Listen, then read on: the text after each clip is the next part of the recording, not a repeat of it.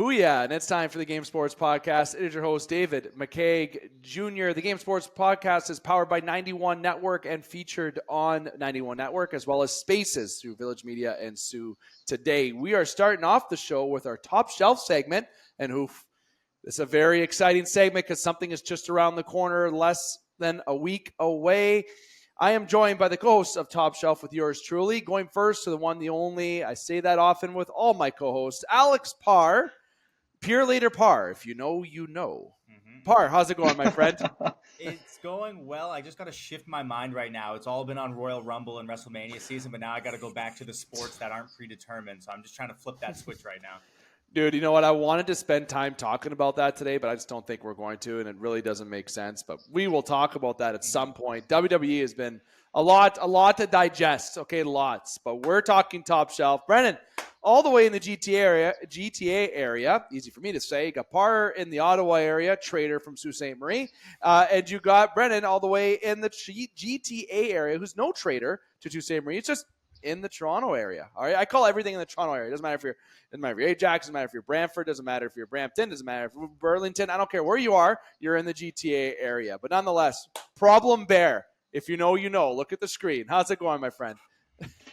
Doing well, lads. I just crushed legs, and then I crushed 2 Harvey's burgers. So I feel like it was sense. Yeah, I feel like it was like, all right, like, treat yourself after hitting legs. Like, I feel like you could eat a bag of sweet chili heat after you do legs. You can do anything you want, basically. So, but then also the health nut, like Gary Roberts would probably say, that is counterproductive. So, you know what? Whatever. They were quick. Two for $5.49. So whatever. I'm here. I'm ready. What's on the burgers? Good question. What is the Brendan burger? I actually did no sauce and just did pickles, tomatoes, onions, olives. I know you guys are giving me got 2 heads look. No I don't ketchup, know, but no mayo, no. Don't know if I agree with that. That's where I'm like, all right, I'll try to be somewhat health conscious by no sauce, but no cheese. There's cheese on there. You gotta have the Harvey's cheese. Cheese. Okay. Yeah. That's kind of a weird thing, but you know what? If you like it, you like it. To each his own. Dude, I do that. I'll do that with burritos too. Like, I'm like, I don't need to like layer it with like chipotle sauce. Like, just give me the meat and potatoes. Okay, I get it. I gotta go. Yeah. If we're talking Harvey's Burgers quick, 'cause I know we only got 20 minutes on today's segment, you gotta go with jalapenos, banana peppers, cheese, onions, and ketchup. And if it's my Harvey's Burger, you go somewhere else. I do not like Harvey's Burgers. Oh! And this is all we have for tonight's show, ladies and gentlemen. Have a good one. Yeah. Cap it at 30 minutes. That would be a record. That would actually be the record of any segment. But fellas, here on Top Shelf today, we got lots to get into. We're going to start right into that Harvey's Burger first. Okay, right off the hop. We're not going to go around the side dishes. Buddy is hungry. Yeah, we are diving into that Angus, double Angus, whatever you want. It's just getting into it, okay? Yeah, everyone's liking those references today. They're fire. Four Nations face-off is just around the corner. February 12th is puck drop for Four Nations, and I'm pumped. Look, before we dive into it, you got to be pumped because, yes, you know, there's a few, and this is a debatable conversation. We have to get into it, but there's 4 countries in this, and there could be more countries and more players involved. But look, let's not look at that. Let's look at what we're getting, something that we've been starving for. The last couple Olympics, we haven't had the professional athletes. Right now, we're seeing something that we haven't seen since the championships, well before COVID, when they had Team North America, which is the coolest jerseys ever, by the way. They honestly have the players together for the first time. We see Crosby, McKinnon, McDavid all on the same team. Matthews donning on a USA jersey outside of the World Juniors, wearing the C, may I add. And honestly, I'm excited about it. And it's going to be one hell of a tournament. It's going to be full of talent on the ice, despite some guys that are not playing in it. And there's a lot to digest coming up in the few weeks when it comes to Four Nations as we near puck drop. Just to remind everybody, too, when it comes to Four Nations, the Four Nations captains for the U.S. is Austin Matthews, I've already mentioned. For Finland, you got Alexander Barkov. And for Sweden, you got Victor Hedman. And, of course, I don't even know why it was a thought to that one reporter's question that he asked Connor McDavid, who do you think will be wearing the C for Four Nations for Canada? He, of course, knew what that answer was going to be, Sidney Crosby. I don't even think anyone else would have accepted that C, okay? But those are your captains for Four Nations, and you can look at the rosters online. We're not going to go through each roster top to bottom. The RNHL.com. You can search Google and you can find it any which place. But we got 4 really good hockey teams, stacked to say the least. I think one team is slightly stacked than the other, and you might be surprised who I think that is. Maybe not. But I'm going to go to you first, Brendan, about the Four Nations. And we're going to have a little roundtable discussion about Four Nations, about what's going through your mind. What are you feeling? What are we preparing for this tournament? What do you think? Yeah, so when you look at all 4 lineups, obviously the states stand out, and they are loaded up front. They got a great decor, and their goalie depth is off the charts. Yeah. And the other thing too, guys, as of today, Feb 5th, we're a week away till puck drop of the Four Nations. The USA, no one has withdrawn, and they haven't had to replace anyone due to injury. So they are loaded. Like, you look at the other teams, Canada, Alex Pietrangelo, we talked about in the last pod, Dave, he withdrew, right? Miro Heiskanen on big Team loss, Finland, he's loss. out. Jacob Markstrom on Sweden, he's out. William Karlsson's out, right? Ricard Raquel replaces William Karlsson. So you look at that, and they're just kind of humming along like, yeah, we're waiting for the tourney. I would give the slight edge. I guess us 3 can rank forward, D, and goalie, but yeah, I would probably give the slight edge to the forward group for Team Canada. Call me biased, whatever. But when I look at them, I just get the sense that Team Canada is so well-rounded and well-balanced up front. You have star power, you have grit, and you kind of like know each player going in has an idea of like what their role is. I get the sense up front for the States, it's kind of like each forward is someone who's like, I want the puck. Oh yeah, right? Matthews, like all those Matthews, guys. Jack Hughes, the Tkachuk brothers, JT Miller, Trocheck, Kreider, like Jack Eichel, like the list goes on, right? Like phenomenal talent, skill is off the charts up front, but you kind of can get the sense of, you know, if you're Sam Bennett, you know your role going into Team Canada. But if you're Jack Hughes, you're walking in there like, I don't care if Matthews has a C on his chest. I'm the captain of the New Jersey Devils, and I think I, you know, should be always kind of dictating and controlling the offense. Yes. So that could kind of affect them a little bit. But, you know, if I could do one minor blemish, that's it. Other than that, I think the U.S. top to bottom, like they are loaded, but the slight edge, maybe just in terms of a well-rounded bunch, I would slightly just lean towards Canada. Good points. And we'll definitely be doing the rankings for sure about where we think each team is. But Parr, what about you? We've talked about Four Nations for a lot of, you know, we've kind of just teed it up for this show, this preview of it. And a week away, we get to see this action. What are you thinking? I don't know if I'm as excited as the average man. To me, I kind of share the same opinion that a lot of people do of like, it kind of just seems like 4 countries that you pulled out of a hat and you put in a tournament and said, hey, here you go. But on the other end, if we went the whole career of Connor McDavid without seeing him in a Team Canada jersey alongside Sidney Crosby, I would be a very upset hockey fan. It is so good for the game. And I think I might just be a little salty at the ticket prices because I really wanted to go to the game in Montreal, Canada versus USA. How much? Sorry. When I was looking, if you wanted to go into the 400s, as high as you could go, they started at the same number. Yeah, right, NHL. What are you thinking? And they're slowly coming down. I don't know. I have no idea. Insane if you ask me.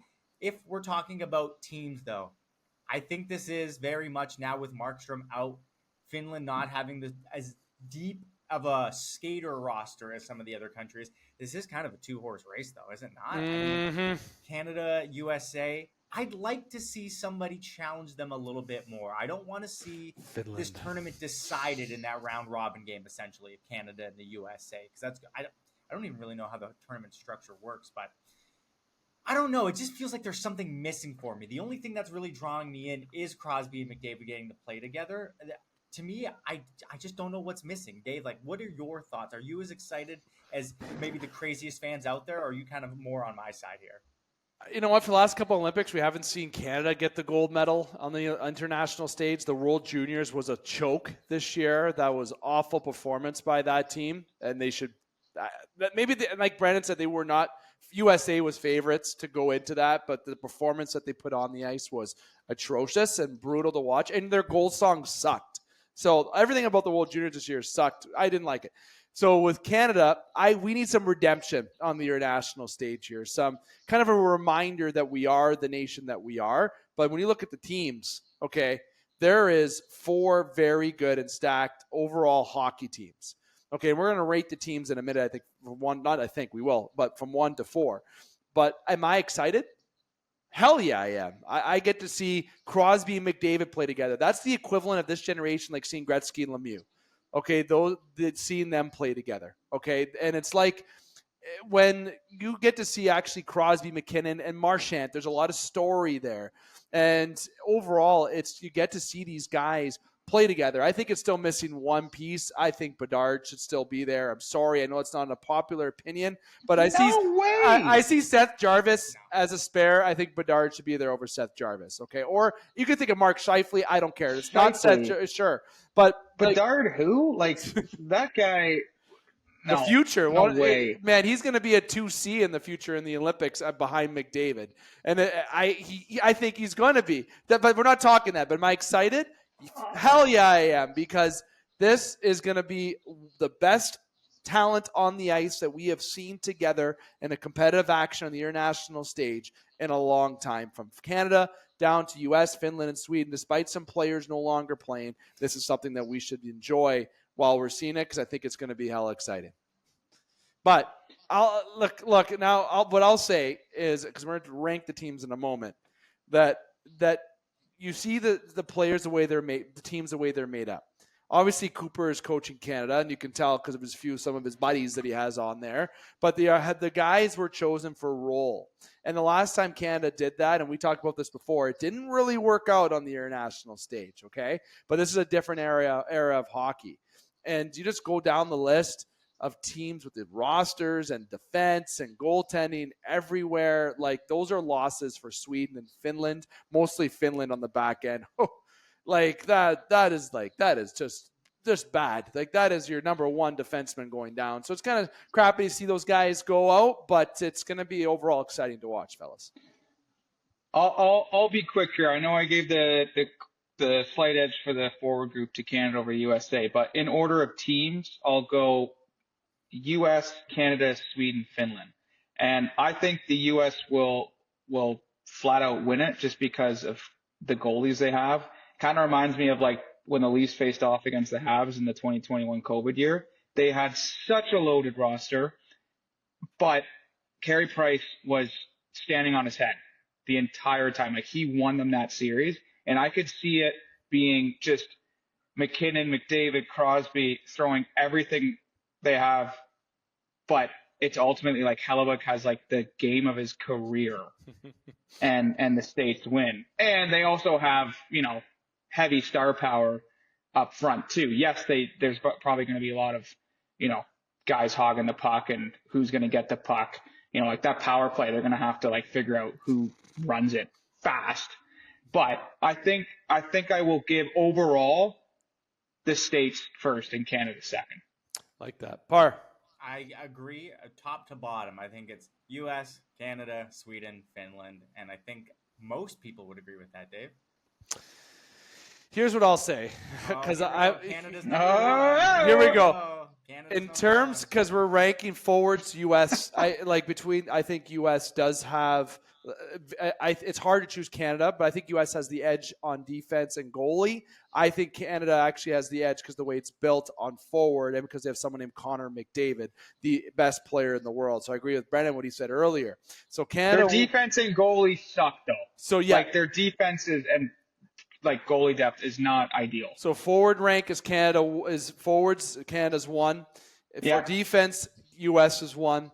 And for goaltending, U.S. is 1. Okay, I'd actually give Sweden, like, if you look at their defensemen, like, that is they got good. They're good. That is a decor you I ideally would like to have in like a final game. Like rugged, mean, big, physical. It's right? ahead Long of Canada. sticks. It's better than Canada's. It's better than Canada's. Sweden's deep. It's pretty solid. Like they would cause some headaches. And overall winning the tournament, because I'm cheering for them, I'm saying Canada beats the States.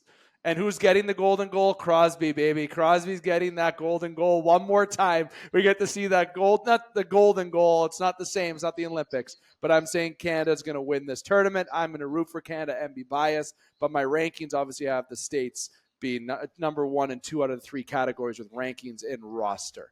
But there's one thing that we're forgetting. One thing that we're forgetting is coaching. Coaching will play effect into this. Cooper's won a couple cups recently. He has guys on his team. They knows how to get out of the best out of them. Cirelli, Hagel, and Point, guys that are going to be grinder-type guys. Cooper plays a system. That's where it's going to really help. I think coaching's really going to step up. And I think Canada has the best coaching in the tournament. Not by much. Everything's all very close, right? I think Canada's the best coaching. That is going to be big. Power play decisions, penalty kill decisions. That is going to be playing a factor. So that's why Canada wins. Will Sam Bennett fight Matthew Tkachuk? I hope. No, but I hope. There's no way there's fighting allowed. There's no way.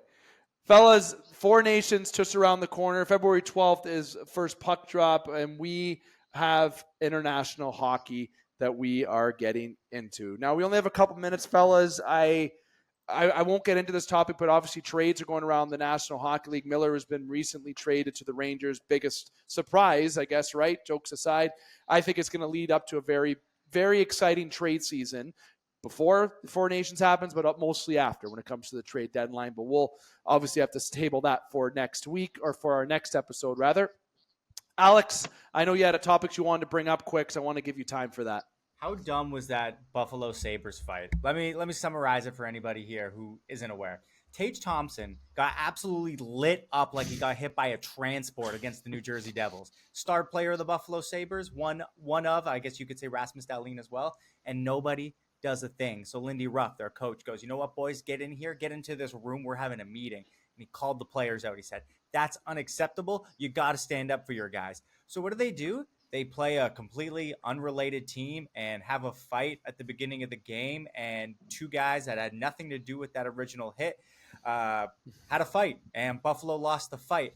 And I just wanted to ask you guys, is that the dumbest fight that has ever happened in the history of the NHL? Because I don't know what that solves, fighting a completely different team and a guy that had nothing to do with it, and then you get absolutely filled.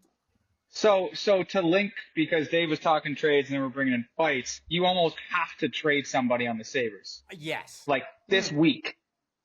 Yeah. Nice. Right? Because that is absolute like horseshit. Like I watched that hit when Parr sent it to us in the chat, and I went back and watched it a few times. First of all, stupid, because it was Stefan Nason on the Devils. And then it's like, oh, who was it? Gilbert on the Sabres? That's who it was, yep. Gets pumped by Olivier. Pumped. And it's like it's like, oh yeah, let's just like, we don't have any beef with the Jackets. It's just like, guys, like, hear out your GM and coach, be physical, stand up for your teammates, and when, let's go to the schedule, pinpoint the Devils, when are they back in town, or when are we going to New Jersey? And you do like you really want some retribution, you do an all-out like MSG Devils Rangers brawl off the opening faceoff. Had Brendan Prust on the podcast talk about that. That's It what was you do. Fucking awesome. Yep. That's what you do, man. Yeah, baby. I agree. Like, if you're Gilbert, you get maybe a tap on the ass from the coach saying good job, but like, it's just like, okay, great. Like, it's like, it's kind of like, your parents being like, eat your vegetables, and you have one, you run away. It's like, okay, I did something, right? Like, as it's, I just don't think it's going to really do anything. Like, the Sabres are a train wreck, and you got to think that they'll just make a big trade, Disaster. like Dylan Cousins or something, right? Cousins. Like someone big gone. Yep, I agree. You're saying Cousins, though, Dave, because you just want him to be in blue and white. No, I think Calgary. Cousins is going to go to Calgary. That's my guess. Interesting. True guess. And we don't have time to get into why, but we have 20 seconds. Quick around the horn. One line that you want to name in the four nations that you want to see. Pretty obvious. Marchand, Crosby, McKinnon. That's what I want to see together. Parr. Bennett. Oh, sorry, Parr. Bennett, Marner, McDavid. Loaded up. Crosby, McKinnon, McDavid. Yeah, I love it. Wow. This has been Top Shelf. This is Dave McCaig on behalf of Alex and Brendan. Brendan, thank you, as always. Cheers. Parr, thank you, as always. Thank you, buddy. And we'll be right back here on The Game. Reminder, this is Top Shelf, and make sure you hit like, follow, and subscribe, and all things of The Game Sports Podcast. We'll be right back. Welcome back to Game Sports Podcast. Your host, David McCaig Jr., continuing to host you this evening. This is In the Pocket, the second last episode of In the Pocket. Bittersweet. Season 8 of In the Pocket, which is, of course, sponsored by SportsCenter Bar and Grill, Sault Ste. Marie, Ontario's best sports bar over 5 years in a row, best wings over multiple years in a row. Look, great overall sports atmosphere. We know for the Super Bowl, you should be getting on down to SportsCenter Bar and Grill if you're in Sault Ste. Marie to enjoy it. If you're from outside of Sault Ste. Marie and you're listening and you're wondering what the heck we're talking about, well, you can just give them a search on Google and see what they got. It's a great atmosphere. But if you're not watching at SportsCenter, hopefully you are able to watch it somewhere with friends, family. Either way, you're able to enjoy the big game between the Chiefs and the Eagles. And of course, on In the Pocket, we do a Super Bowl preview show every year, of course, because it's in the pocket. Talk NFL, talk NCAA, we even talk local where and when we can for Sault Ste. Marie, even outside of the region. And I do it, of course, with a great core of the Game Sports Podcast family, including Justin Hykel and EJ Russell. But I have Justin with me, of course, tonight. Justin, Hike, my friend, how's it going? Bittersweet. We're running to the end of the season here. Last game of the year. I think the consensus amongst football fans is the same, where it's just like is what it is. I mean, maybe they do a pregame game, like an undercard, and let the Lions play the Bills or something. The game that everyone wanted was the Bills, Lions, or Lions just there, especially if you're from our region of where our show is located. Everyone wanted that to be the case. Just but a non-title fight, just a game, just to appease the fans. And then you can let that reality TV nonsense of a game that's going to happen. That's kind of my opinion on it. All jokes aside on the refs and Taylor Swift and everything else. It'll be interesting. I think it's David versus Goliath kind of game, to be honest. It is. And some people don't think of it that way, but under the pressure moments, you see Mahomes has really stepped up. That Chiefs team is going for a three-peat. We, as a fan base for football and just an overall culture for football, we get to see potential history, a three-peat in the Super Bowl. Right. And yes, it's not fun to see the same teams win often or win as much back to back to back, even in this case. But obviously there's Chief fans out there that are just absolutely pumped about what's going on in their football lives right now. And, this is a Super Bowl that I do wish that Jason was still on the Eagles. It would have made a little bit extra more of a storyline. And it's funny on their podcast where he was wearing all Eagles gear talking to Travis, but going back and forth on who he's supporting. It's great content leading up to it, because I know I'm talking about one person, and I'm talking about the Kelsey brothers, which all you see on your feeds. Obviously, Justin highlighted it, right? You got the star power that's involved in this from the Kelsey side. Of course, everyone's going to talk about Taylor Swift. You know what? I'm sure it's going to be a bet on FanDuel or somewhere that how many times the camera goes to Taylor Swift. I'm sure that will be somewhere. Every time that Travis Kelsey gets a reception, where that camera is going. Okay, touchdown. Even if they get a touchdown, it's not Travis. Where the camera is probably going to go when she jumps up and down with Travis's mother. Look, I understand this is not the game that you wanted, potentially, especially if you're not a Chiefs and Eagles fan. Okay, but this is the game we got. And I still think this is going to be a very hard-fought game. And Jalen Hurts, Saquon Barkley, the Eagles got tools. Okay, and the Chiefs aren't made of diamond. Okay, they're not unbreakable. They're not this force field that can't get through. Saquon Barkley's designed to break force fields. Okay, like Derrick Henry is. And it's kind of scary watching general sports media over the last couple days, because absolutely no one is talking about the Eagles. Right? No one is. It's all Chiefs. Mahomes, there's a little Kelsey. A mention here and there about, the Eagles coach and how he started the season. It was sort of make or break year for him. He might not make it to the end of the season. And here they are, Super Bowl. And no one's talking about Saquon. No one in the media. He gets a mention here and there, but that's scary. Going into this game, the guy, all he does is get touchdowns. 60-yard runs, untouched touchdown. Yep. Like that's. Yep.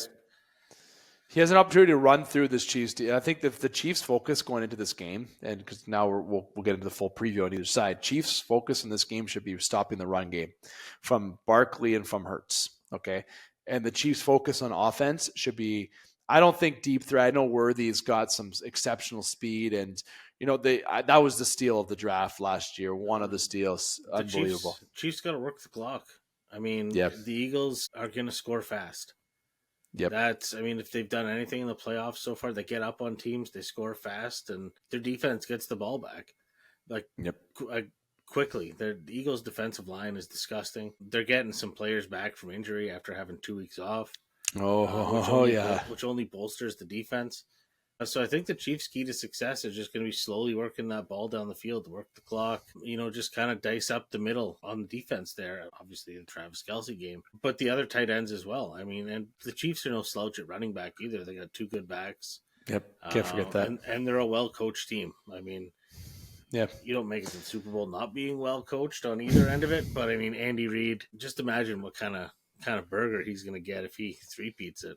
It's going to be a triple Big Mac. There's going to be some marketing deal somewhere. One of the burger places is going to have like the Andy Reid combo or something like that. Yeah, and he's going to be biting into it post-game if the Chiefs pull away with the win. And there's story behind these two teams. Obviously, there's a rematch, right?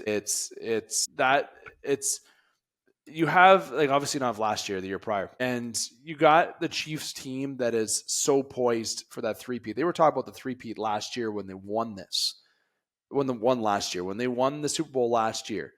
When Travis Kelce and Patrick Mahomes and all of them were on the stage, they were talking about three-peat at that point. This is a determined team. And look, Patrick Mahomes he is who he is. I still think Lamar Jackson and Josh Allen, there's a lot of similarities there, but Mahomes is one. He can debate that he's the best quarterback in the league right now.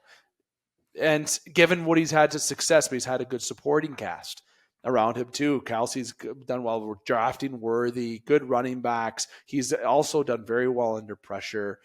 But the Chiefs, this team winning 3, I didn't think it would happen. And that didn't happen yet. They still have to win Sunday for that to happen. But I thought they were going to choke a little bit through on the way through because the way the Bills were, and it didn't happen. Like even during the regular season, at any point during the regular season, were you or anyone that you talked to excited about the Chiefs doing anything? Like it just seemed like you never heard about them. Nope. They were just winning. They were like, you didn't know they were winning because no one talked about them. And then you got to like the last month of the season and everyone's like, oh yeah, the Chiefs are, it's like, oh. The Chiefs are back again, right? And Eagles deserve to be there too. This has been a good team all year in battle. That Barkley move, the Giants, I can't. With some team, I can't. Giants, Panthers, Browns, and the Browns. We'll have to go there in a second. I know EJ is not here to defend it, but we're gonna go there before we get to the show because obviously somebody doesn't want to be there anymore. Big piece of their defense. But besides that, channeling back to the Super Bowl, we're gonna see an exciting Super Bowl here. These are 2 very good offenses. Very stable, very good defense. You brought up the defensive line for the Eagles. I think both O-lines are respectable as well, but I'm very excited to see what the D-line for the Eagles does against Patrick Mahomes' throwing game, right? I like to see how they cover Kelce, how they cover Worthy, how they stop the run game. I'm interested to see how the Chiefs are able to stop Barkley and Hurts. If Barkley's not running the ball well, guess who's going to run the ball? Hurts is going to run the ball. And he also has a good arm on him, Hurts, okay? And he's got a good offense. This is not going to be a cakewalk for the Chiefs by any means. This is not going to be a cakewalk for the Eagles by any means. This is going to be a very close, very tight field goal to touchdown score difference at the end of the game. That spoils my prediction or my score prediction, I guess, sort of, about what I think the distance is going to be. But this is ultimately 2 teams with a lot of similarities, but a lot of motivation to win. The Eagles because of revenge. The Eagles just because no one expected them to get there. That's just that motivation. The Chiefs, 3-peat, right? 3-peat history, a piece of history, which is always exciting to see in sports, and that we get to witness this different piece of history each year. Like you can reference LeBron James getting the most points of all time. You can reference potentially Ovechkin breaking Gretzky's record this season in the NHL. You can think of baseball if anyone ever comes close. I'll still say his name, Barry Bonds' home run record. I know people say that's an asterisk. Nah, he got there. So there's a lot of historic moments. Now, those were individualized that I talked about, right? If you think of teams, you think of the Islanders in the 80s winning 4, the Oilers winning 4, the dynasties when it came to basketball, the Golden State Warriors, the Bulls. When it comes to the 90s, you saw some good teams in the NFL where the Bills didn't win any Super Bowl that they were in. Okay, but you had good teams in the 90s like the Niners. You had the Cowboys were good. Obviously, the Niners are – okay, that's the team in that decade. But we've seen in the NFL, we haven't seen a three-peat, and this is a potential to see that. Or you get to see a team play spoiler, which is going to cause excitement around, and this is still going to be a very highly viewed game, Justin. I know people maybe aren't as excited as they should be, but everyone's going to be watching it. Well, honestly, I think there's nothing more than the Philly fan base would love than to be the spoiler on the three-peat. Right. There's no better fan base to represent that, I think, than the Philadelphia fan base. Yep. And I mean, honestly, even if the game's a stinker, we still got some commercials to look forward to. Oh yes, very good commercials. And a halftime show. So speaking of that halftime show, Grammy Award winner now, Kendrick Lamar. He had a good night at the Grammys the other night last weekend, let me tell you. Okay, and they're not like us. That's coming out, and there's some lyrics in there that I wonder how he's going to emphasize that while he's singing the halftime show. But I think it's going to be a good show. There's going to be some guests that are going to come out 100%. Dre did that when he had my favorite halftime show of all time, mind you. But Kendrick is going to have something like that too. Some people are going to come out. There has to be. That's just he has a group. There'll be surprises. 100%. It's too bad because if the Lions were there, Slim Shady would have came out too, but maybe he doesn't want to be there. So Justin, we kept this preview very wide open. Just overall, in summary from my end, I think that when I look at the offense, they're very even. I think still, given what the offense has for the Chiefs, I would give them the upper hand still if you had to choose. On the defensive side, I'm giving the edge to the Eagles a little bit. I kind of like that defense a little bit more. People will disagree on that. The quarterback position, look, sorry, Mahomes is who he is, but Hurts, look, also very talented. I got to give the edge to Mahomes. Kicker, look, not everyone's a big fan of Butker, but he's one of, if not the best kickers in the league. So overall, you got a team that's favored in this more so, and it is the Chiefs in this game. Not going to give my prediction yet because I want you, Justin, to highlight some key things where you think differences are. But like I said, I think the Chiefs have to stop the run game for the Eagles. I think the Eagles have to stop the passing game for Mahomes and the better defense. Very expert media point coming here, folks. The better defense is what's going to help win the football game. Justin. Yeah, I'm going to try not to give away my prediction in this, but if the Eagles come in with a chip on their shoulder, I think is a dangerous thing. And it's not just one player individually. I mean, obviously Saquon, with the Giants not wanting them with their reason behind that. So he's coming in with that, weighing on him, and there'd be nothing better to throw in their face than the Super Bowl. Like the coach of the Eagles, same thing. Everyone's been doubting him continuously, even the Philadelphia media. And so to be able to toss that in their face, I think would thoroughly enjoy that. And honestly, I think they're just the tougher team in all of this. I think Kansas City has to face some adversity at some point this season, and will this be it? Yeah, and I don't mean that like, the Chiefs deserve to lose. I think they're going to run into the same issue where the Lions had with that time off. Yep. The Lions were a well-oiled machine. They had some time off, and they couldn't get their feet back under them. Yep. And I mean, there's always the argument that the Chiefs, they've been there. This is their third time, being able to win the Super Bowl consecutively. So, maybe they just have a formula, but complacency can happen too in sports. And I mean, the guys are older. There might be some guys looking at this being their final game, and sometimes that's in your head. So I don't, it's hard to choose this week. There's a lot of variables here, but like I said, I mentioned the Philadelphia defensive line earlier. And I think with those young, hungry guys in the line there, I think they're going to push around KC and just cause a little bit of havoc for Mahomes. Like that. That's good points. We'll see. I think interceptions are going to be the difference in this game. I think the defensive line is just going to be getting in there, causing Mahomes to make some early throws, and the Philly defense is going to capitalize on that. that's where I think that's going to go. That's my key to the game right there. And we'll see. I mean, Mahomes is a good QB, really good QB. So that, it might not play out the way I'm hoping, but we got to see. Dream. So speak of that then, I think you've pretty much said it, but who is winning this? Who is winning the Super Bowl, Justin?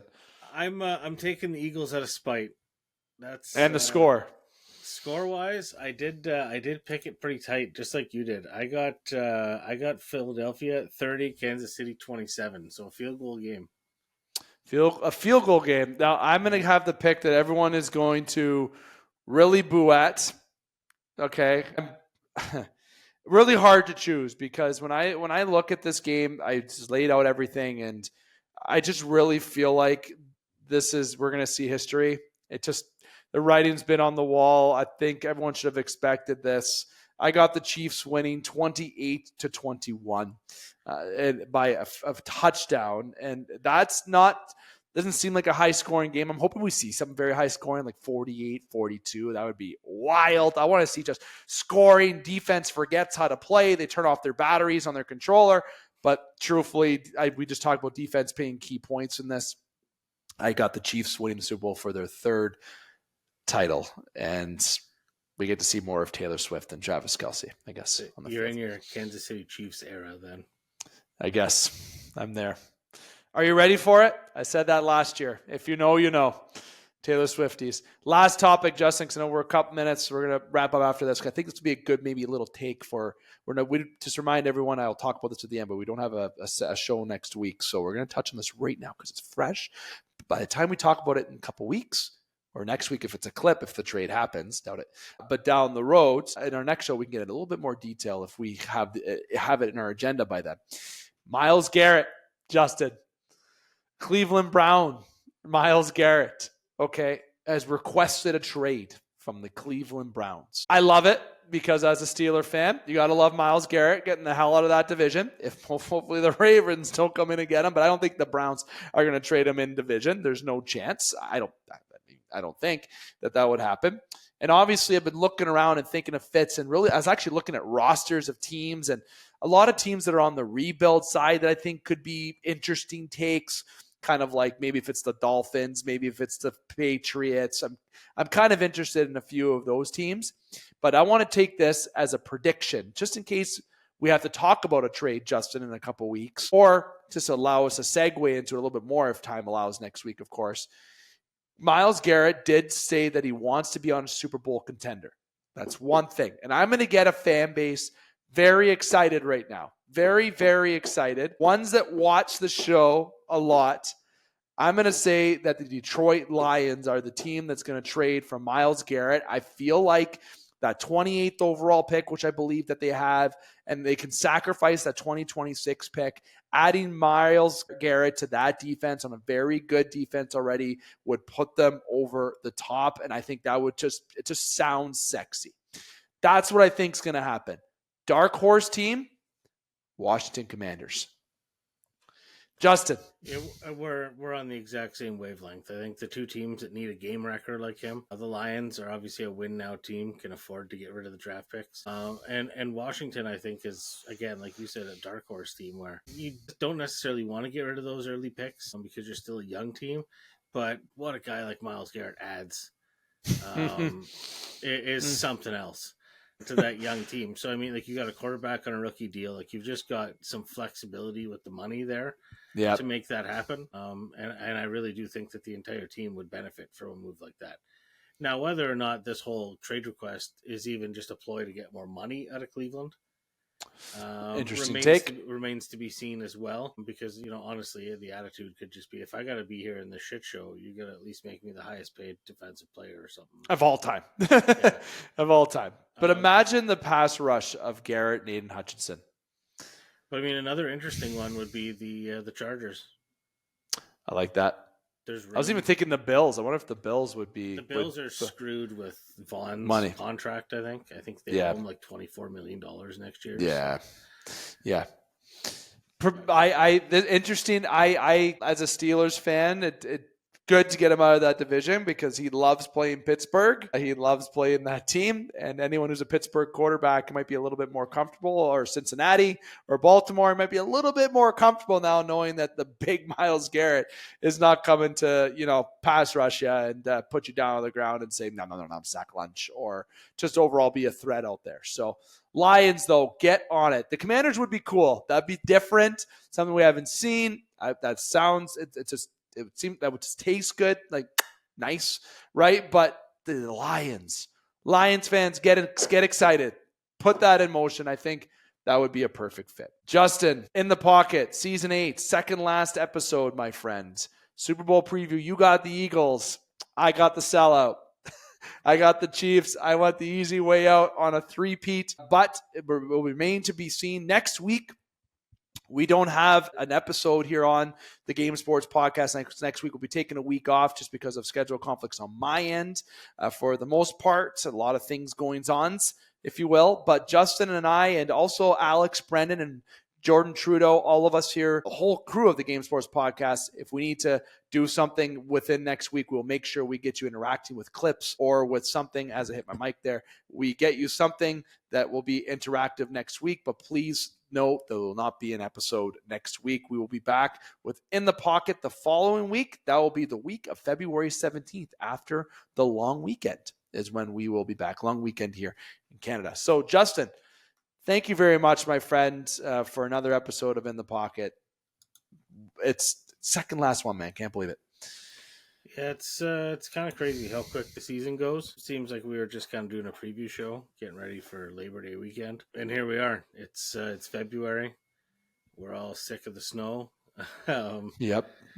Just waiting for waiting for hockey playoffs in spring to come along now. Not that I'm looking past the Super Bowl by any means, but once the Super Bowl ends, you're just kind of sad for a bit. That's right. The next big thing on the agenda is like hockey playoffs. So it is. And then before you know it, there'll be season 9 of In the Pocket. And then by then, there'll be a baby McCaig. Yeah, it's crazy stuff. Say that out loud. Now, you gotta get your nap times hammered in for like games. I'm telling you. I might be at your recording time. That's where I'm going to be at these early recording times that no. It's not going to be happening. It's going to be the later recording time. Me and Justin are going to just be recording buddies through and through. Anyone else here on the game that hears this, look, I'm sorry in advance for the late recordings. Justin could be my backup as to why that happens. Once you have a kid, you no longer have a schedule. You have their schedule. Yeah, 100%. Justin, thank you again, my friend. I want to thank you to Alex and Brendan as well, and to everyone here on the Game Sports Podcast. Make sure you hit like, follow, and subscribe on all the platforms of the game, okay? We're powered by 91 Network. It's a YouTube channel.